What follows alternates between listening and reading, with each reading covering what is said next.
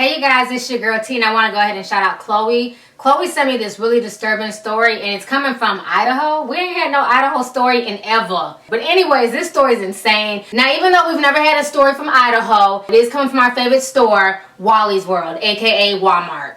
So what's going on now at Walmart, you ask? What's going on at Walmart is that this woman was in line. She was with her 3 kids, and her youngest child, who's only 2, was digging inside her purse. He ends up finding her gun in her purse.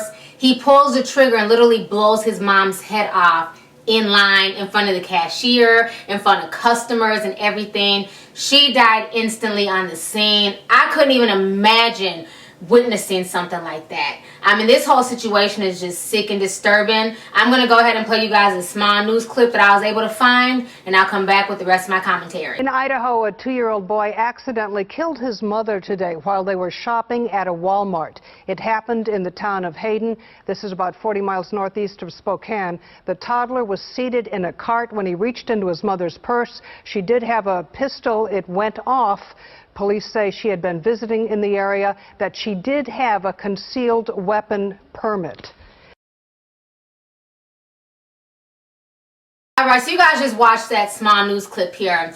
Now, I see a lot of people online referring to this as a tragic accident. The media is also referring to this as a tragic accident. I'm sorry, but this whole situation to me is just plain stupid as hell. Okay, I don't know if the woman deserves a Darwinism award, but let me just, just the common sense side of me says that this story makes no sense whatsoever, okay?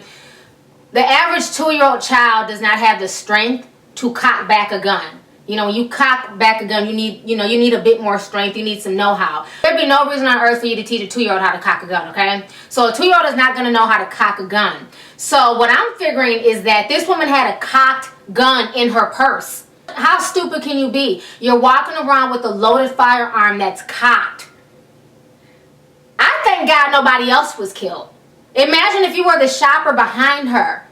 You know what I'm saying? What if the little boy pulled out the gun and shot somebody behind them who had nothing to even do with the family? What if the little boy pulled out the gun and shot the cashier?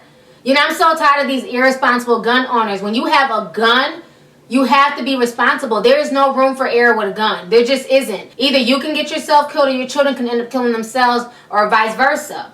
You know, this makes no sense to me that this woman is walking around. They have purses out here that are meant for firearms. So you can have purses that have a gun compartment in them, you know what I'm saying, to keep them safe away from children. This woman must have literally just had her gun just laying right there in her bag like it was a makeup kit. And the kid picked it up and hit the trigger, you know what I'm saying, and it blew her head off.